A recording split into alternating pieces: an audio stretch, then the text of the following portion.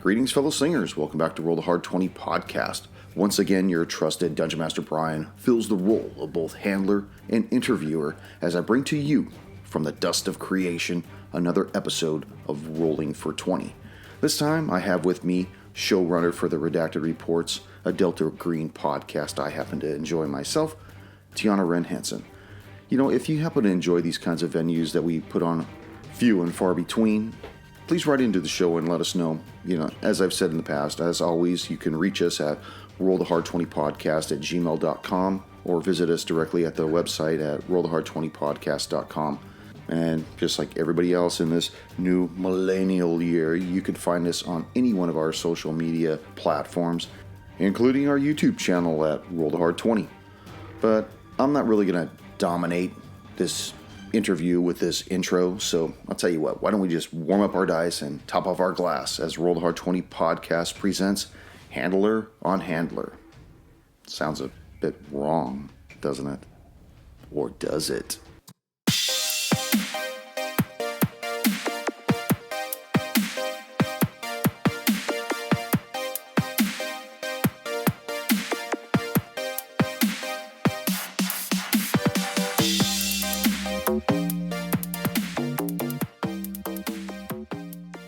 How have you been? How have you been? Oh, busy as a heck, but good. How about you? I've been doing really well. I've been trying to catch up on a lot of your season 1 episodes, actually. And I gotta say, I've got questions for you and everything before I lead us in to the show. Are you ready? I'm ready. Fire away. All right. Greetings, fellow slingers. Welcome back to Roll the Hard 20 podcast. It is I, your trusted handler, Brian. And with me, I have a very special guest, Tiana Hanson of the Redacted Reports, a podcast that runs Delta Green, a game put out by Arc Dream Publishing. Welcome to the show. Thank you kindly. Yeah. Have you ever done an interview or anything like that? Not so many. I mostly just chat with people. I'm not used to doing interviews and stuff, so first time for everything, I guess. You know, I've done this a couple times mostly with podcasts that I listen to personally, and it's been probably about 2 years since I put something on, but it was mostly the shows that I was really charged up about talking to the hosts and stuff that I was like, yeah, and I caught a hold of your show. I forget how I found your show, actually. I think it was through some social media. And I was looking at something for Delta Green, and I think you populated in one of my feeds, and that's when I friended you and then started following your show and everything. I was like, yeah, I really like the show. So yeah, I think that was on the Delta Green Facebook page that Shane Ivey runs. Yeah, that's right. It's funny because he was kind of messaging me because a while back I had ordered the Future Perfect modules from Drive-Thru RPG. And then I sent it to Lulu to have it bound because they hadn't released it. And so I took some pictures. I was like, yeah, check this thing out. And he wrote me back on a message. He's like, yeah, you can't put that out there. I'm like, okay. So I took it back. It was one of those things, but it was kind of cool to have a little bit of a banter back and forth with him, you know, like what he was talking about with the book and everything else that's coming down the pike and stuff. And I'm like really charged up and excited for that, like Impossible Landscapes. I can't wait for that to drop. Oh my gosh, I've heard so many interesting things about that. And I mean, just playing through Extremophilia, which we played in the season 1, that man has an interesting way of looking at things. I'm very interested to see what else comes out of that. Definitely. So Delta Green is definitely a game that is deep in my heart too. In fact, I think it's quickly overcoming my D&D itch, which is what the show's basically built on. But I've got a really good artist friend who put out our logo for Roll the Hard 20, and then he converted it for our Delta Green with the 20 as a green triangle, and he's one of the agents when I run the Delta Green. Him and my other friend that I've known for like 30 something years, we all get together, and you know, we're not playing remote, we actually get together and play, so it's really deep and cool. I'm so jealous. You know, I was going to ask you because your audio is really tight. Are you guys all in the same room, or are you guys still remote? We're still remote, and I don't think that we're ever going to be able to be in person because I don't know if you've gotten to that point yet, but after season one, we changed handlers, and the I was new gonna get to that. Yeah, yeah, and Tom's leaving. Tom has left, yes, but the new handler is in Arizona, so there is no physical way for all five of us to be in the same room, short of, I don't know, a special live broadcast or something. Yeah, well, I mean, do you guys play via Zoom or something, or do you guys Yeah. just Discord? Okay, that's cool. Yeah, we play on Zoom, and then I have everyone record onto Audacity so that the audio is very clean. My degree is actually in theater, and part of that was a sound production class, and that was where it all started for me, building soundscapes and surrounding words with them.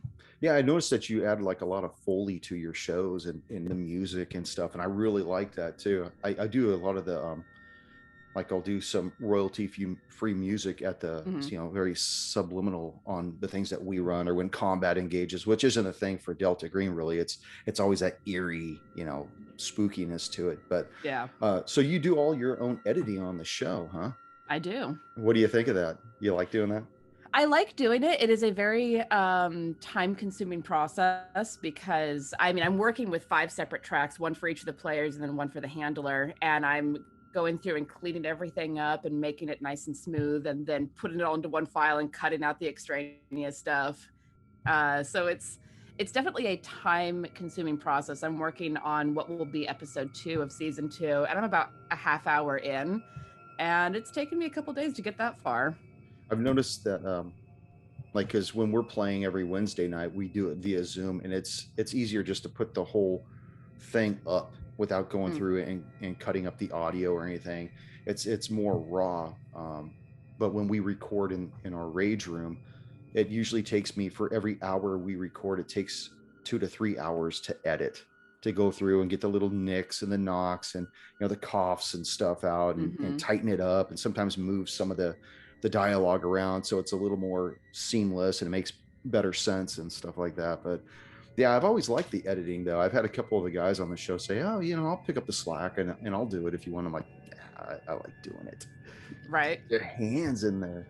So And it's a lot of fun too, because you can really shape the way that the story is told by being able to do that. Like I cut out the banter is fun, but we're also playing federal agents who are doing a very, very serious thing. So sometimes, the banter takes away from that. So I pull that out yeah, and put that in outtakes for other people later.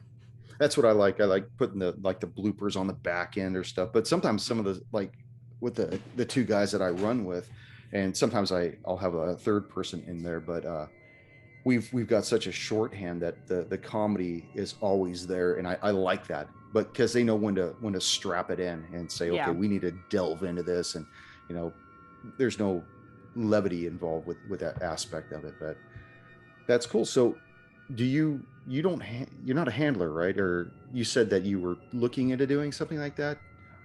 I may well take on being a handler at some point. I have dipped my toes into GMing with not Delta Green, geez, with Dungeons and Dragons. Oh, okay. And I'm going to be doing something with a charity live stream this weekend for Monster of the Week. So that'll be, playing around in different systems that I know as a player and taking it from the other side. I have the handler's book for Delta Green. That thing is a blunt force trauma. Yeah, it's like just this Mongo tome of the past, and it's got a lot of lore in it. I was really surprised. I felt like the agent's handbook covered both ends of being a handler and a player and stuff, but the handler's book really gives you that mythological history of the game, stuff that I sometimes I'll just look through it at night when I'm going to bed, and I'm like, wow, that's really cool. Or if I'm looking at it on my tablet, I'll take a screenshot of it so I could delve more into that later on and stuff. And what a thing to read right before going to bed, right? Though. I'll bet your dreams are weird. Yeah, they're all over. I'm totally guilty. In everything I do in my dream, I'm guilty. But you said, so you play Dungeons and Dragons. Are you currently in any other games then, or? I'm in a lot of other games. I sat down and counted up all of the games that I'm in at one point, and including the redacted reports, I think I'm in 9 or 10 separate games. Wow, that's got to take up a lot of time. Is that every week, or is that spaced out, or how's that? So it's spaced out. Two of the games that I'm in are on the Quest and Chaos live stream side of things on Twitch. So I show up and I play, and it's a lot of fun. One is Dungeons and Dragons, and one's Call of Cthulhu. I play Monster of the Week with the Roll for Weird crew, and then a bunch of the rest of it is home games. So Until about like a year and a half ago, I had never even heard of Delta Green. I'd heard of Call of Cthulhu, but it was always a period game. It took place in the 20s or the 30s or something like that. And I had found a couple podcasts that I had listened to on them, and I was like, well, this is really interesting. And then one of my favorite podcasts ran like a short Delta Green, and it like hooked me in. I was like, wow, this is just what I was looking for to get away from the sword and sorcery aspect, and bring it up to date, not in the 20s but in the modern era with the cell phones and the weapons and the eerie intrigue. And I really enjoy this game completely. But I see that you guys just finished up your 16 episodes.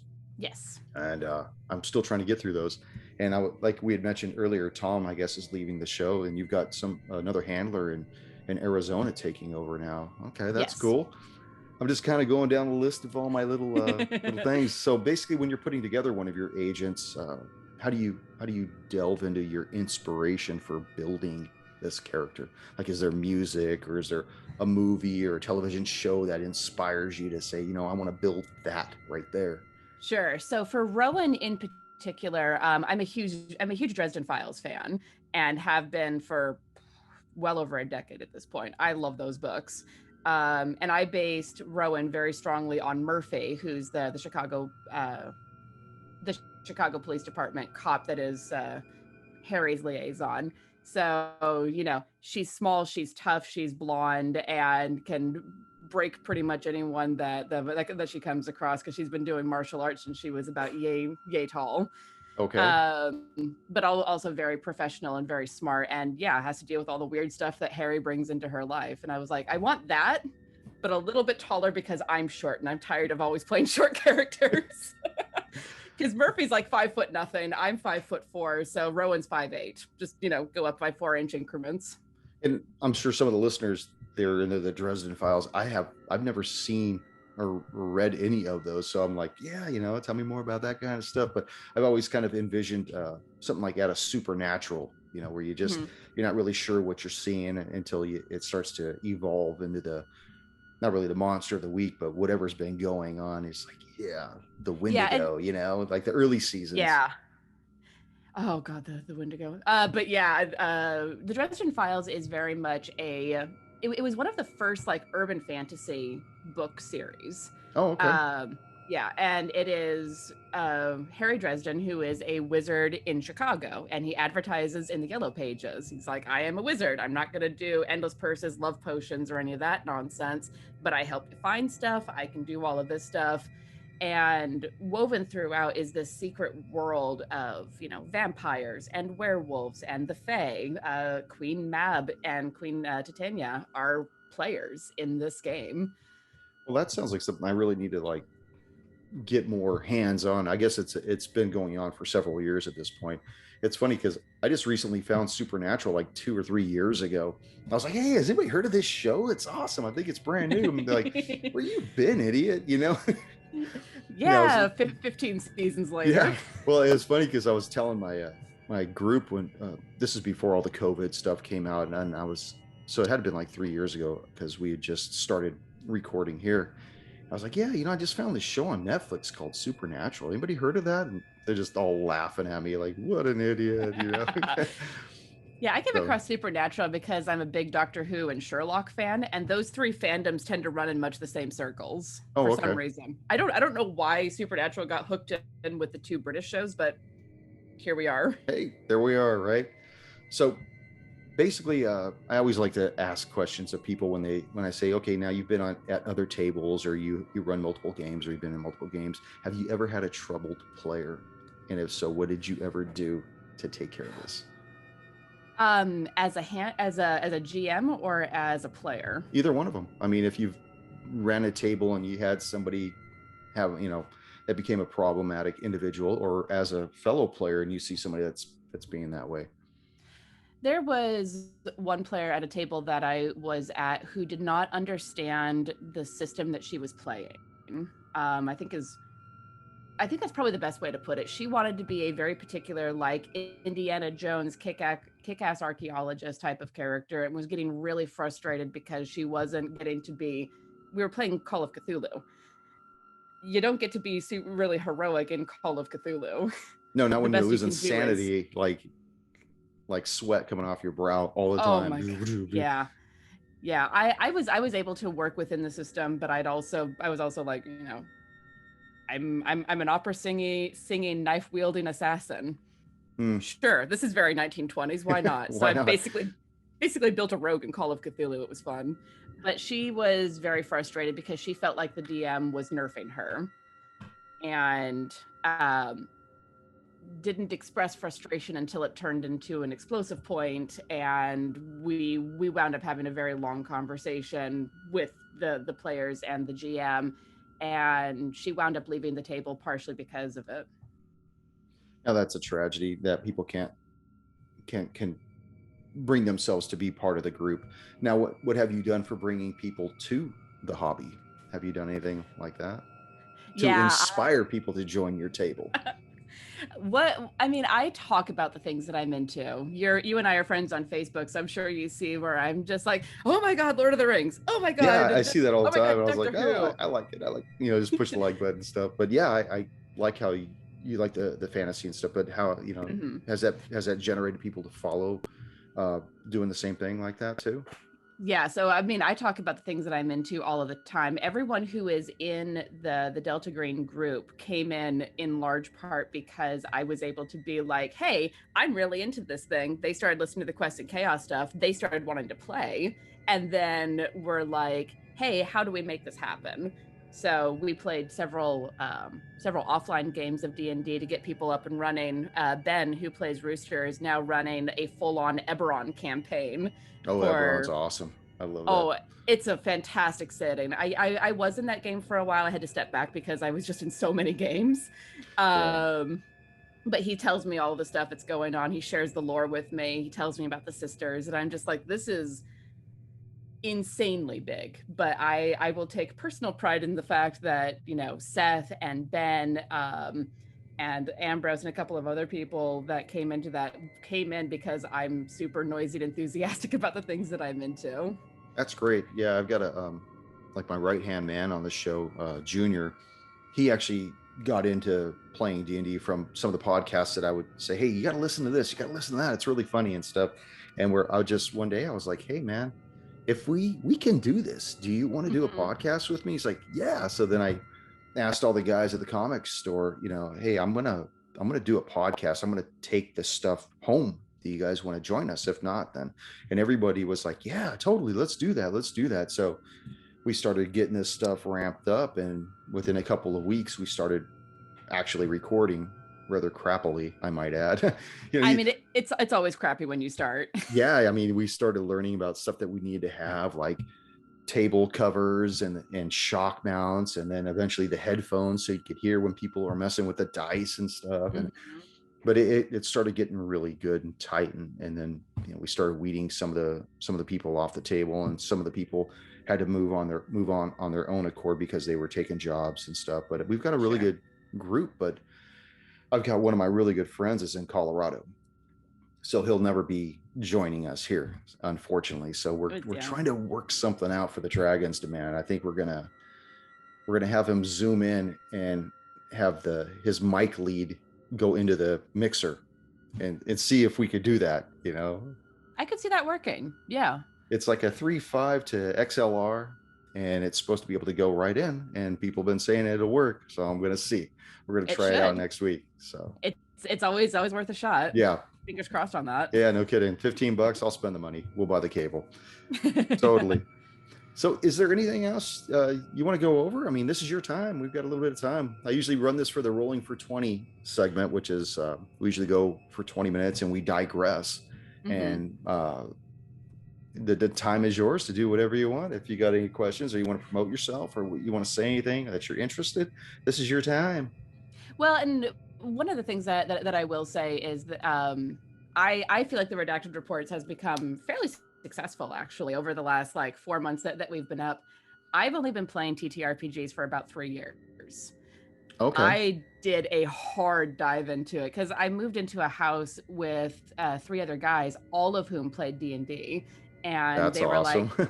"Hey, we're going to start a home game. We don't want to leave you out. Do you want to join?" And I was like, "I've never played D&D. Sure, let's do this."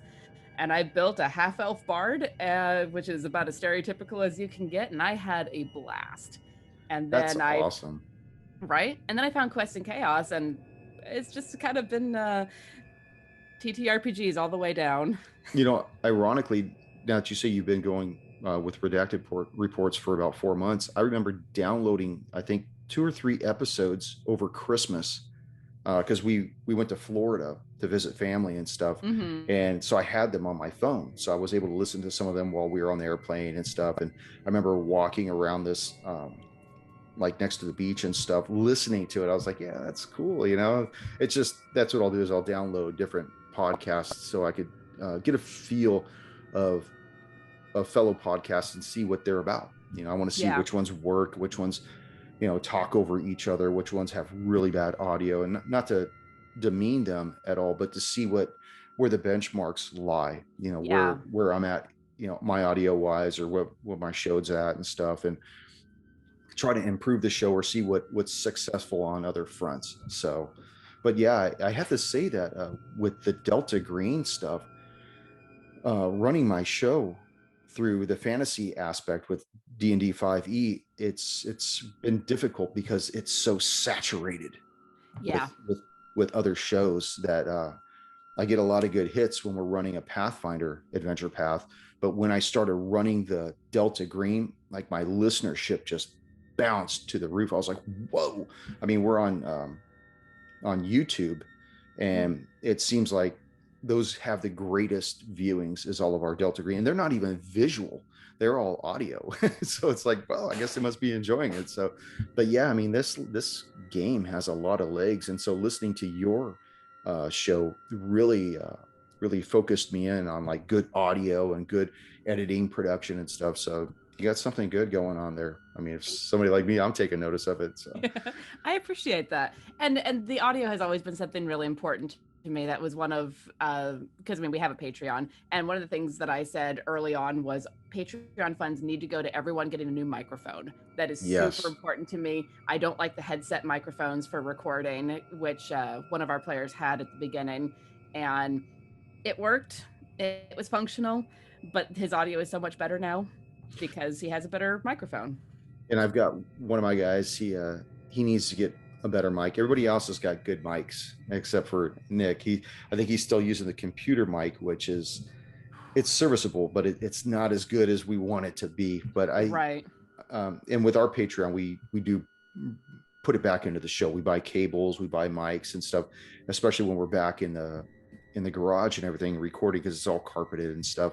But it's like the show was never designed to be via Zoom.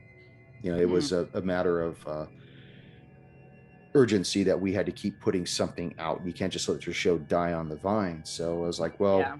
once everything opens back up, we'll get back in as soon as possible. And I think we're looking at it probably cusping in about 3 weeks. We'll have everybody back in the house again. And yeah, totally. I'm got it crossed right now. That's a Yeah. way to celebrate 4th of July, man. Man, what that would be a great thing. We're looking at doing the same with Quest and Chaos. I will say, and I don't know if you've experienced this as well, but having to do stuff over Zoom, I mean, it's exhausting and it's the screen fatigue and everything else. But it Yeah. also really forces me, at least, because I can't like reach out and move my miniature. I have to describe what I'm doing, and it forces me to think a lot more about what I'm doing.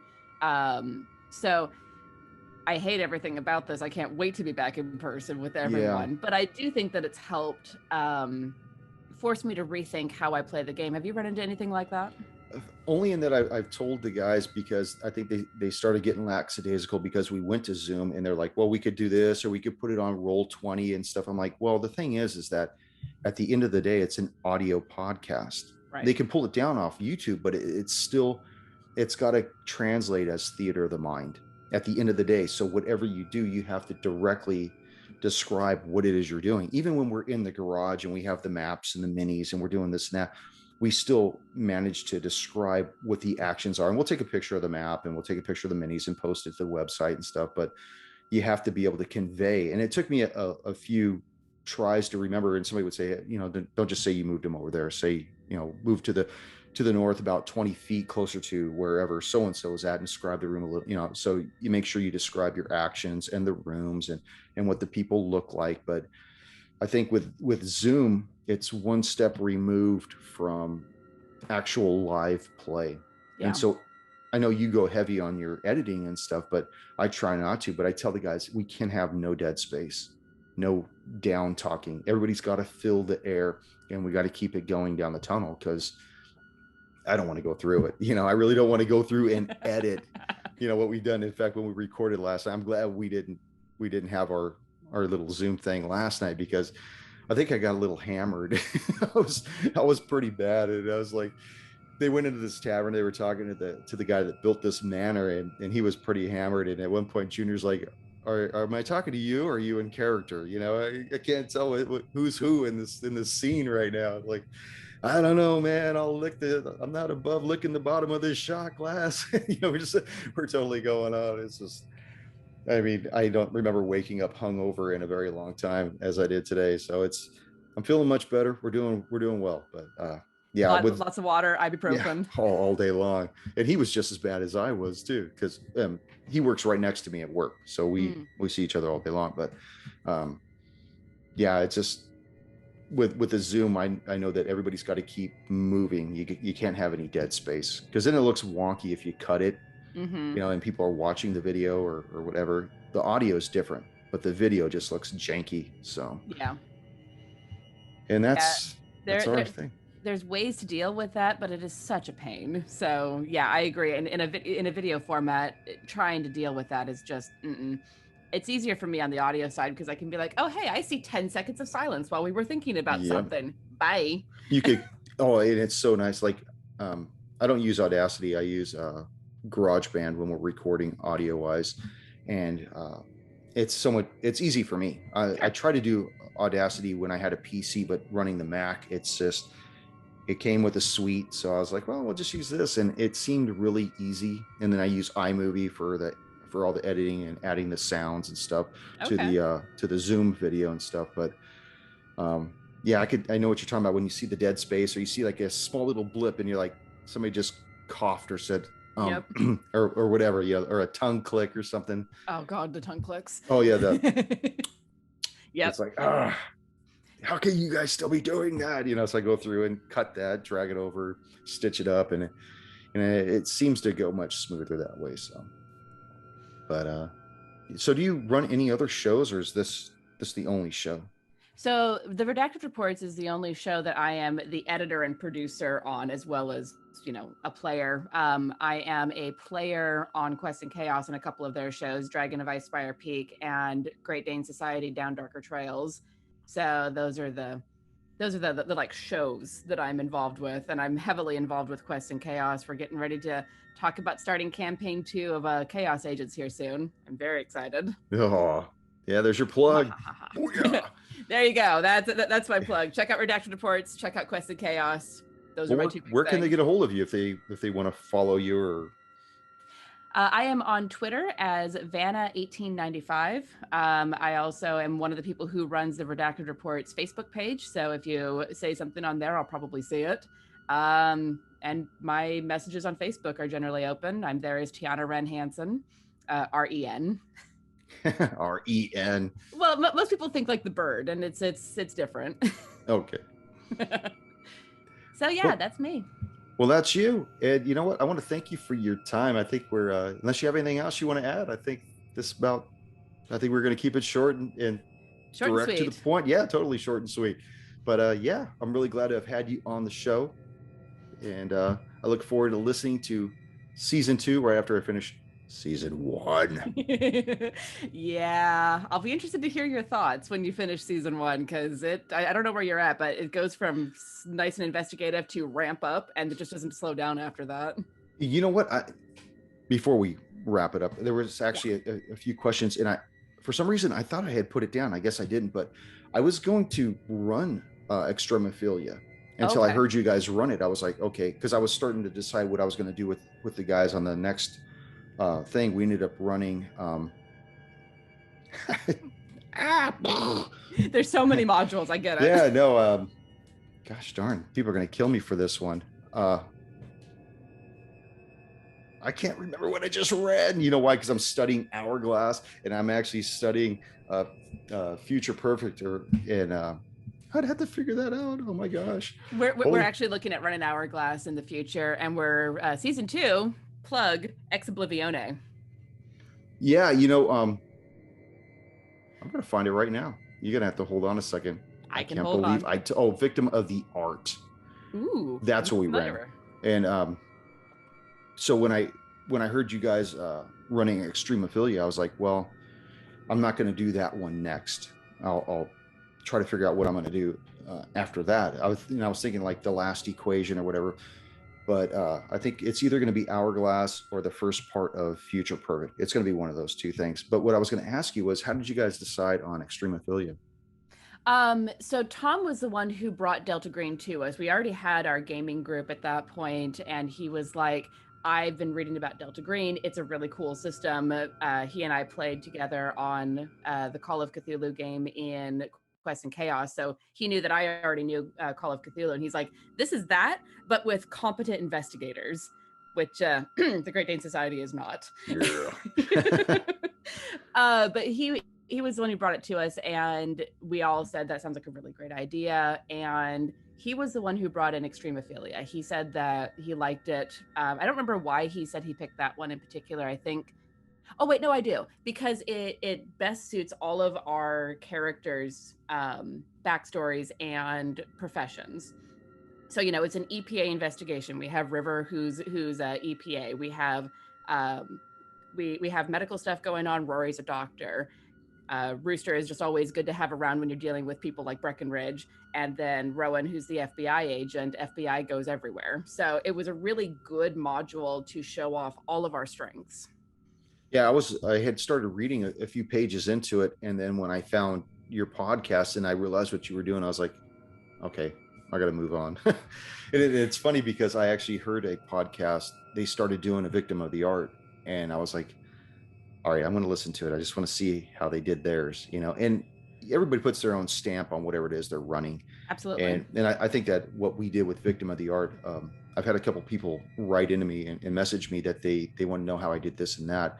And somebody even asked for my notes. So I sent out my notes, and then somebody else said, hey, I want a copy of those too. Sent them out. And so I have no problem people using it because it had been slightly modified. But when I listened to the other shows, Victim of the Art, I was like, okay, they're doing it a little different. But I didn't know what it was at first until they started talking about the FBI agent Carson. I was like, is he in more than one AP? And then I realized what they were doing. I was like, okay, well, I still like what I did with mine, so we're gonna keep going with it. Yeah, That's fair. but I thought, you know what? Maybe I'll do one of what they've done earlier, and I'll put my own spin on that and see how people do it or whatever. But I mean, they've got like 12 APs right now, and Sure. they're really well done. I mean, looking at those, and I was like, yeah, Hourglass has got that whole like cult aspect to it. I'm like, yeah, I think we're gonna probably either do that, probably do that one. I like that one. Yeah, we're planning to do Hourglass, but Ex Oblivione is all about cult, and we don't want to do Ex Oblivione and then Hourglass, partially because Rowan's already having a hard time. Yeah, she's not a fan of cults. And then you don't also want to retread right out of the gate too. Exactly. Now, you guys, I take it you guys did Last Things Last at some point? Yes, we actually did that at the, that was our unrecorded session 0. So if you ever hear us make reference to Shaver Lake, that's our Last Things Last. Yeah, I heard somebody say something about the septic tank with a hatch on top. I was like, they did that. Because when we rented, one of our guys, Sam, he has a cabin in Big Bear, so I used his cabin as the cabin. So we already knew all about it, and like they were describing the hallways that they were going down and where this is at and that's at, and it made visualizing it much clearer. But yeah, that's a really good short scenario. That's still creepy as hell at the ass end of it, man. It was so creepy. And we were able to do that one in 2 sessions, if I remember correctly. And it was after the first session that I went to Tom and was like, what if we did this as a podcast?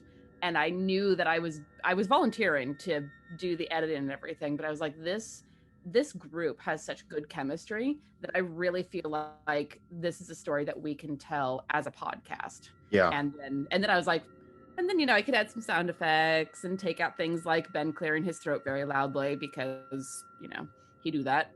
Yeah, or like coughing, sneezing, people heavy breathing into the mic, and you're just trying to get it right before somebody says it. You gotta try to Yeah. Oh, sometimes. Or the word like. Cut that. Yep. Or I've gotten better about having a pause instead of one of the filler words for myself, just because I prefer that. It makes it a lot easier to edit. I totally agree. Well, if you're ever looking for an extra agent or you want to be part of the show at some point, let me know. We'd be more than happy to have you on board. We've always got an extra window in our Zoom. So I appreciate that. And we have a guest agent in right now for Ex Oblivione, but I'll keep you in mind. That'll be great. Well, until then, I guess warm up your dice and top off your glass, and we'll catch you next time on the next interview. Take care.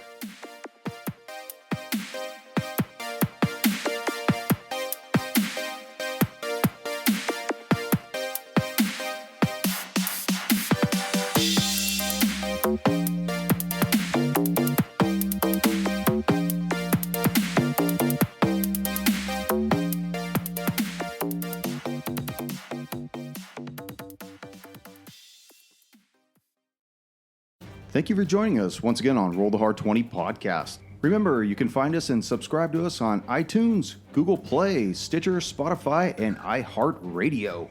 And if you like what you're hearing, please leave us that 5-star review. You could also contact the show directly at rollthehard20podcast@gmail.com or head on over to the website at rollthehard20podcast.com. And be sure to check out the galleries. We got a lot of really interesting stuff posted there. And finally, join us on our Patreon page at patreon.com/rollthehard20podcast. There are ways for you to help out the show and pick up swag. So until next session, keep your dice warm and your glass full as you roll those hard 20s.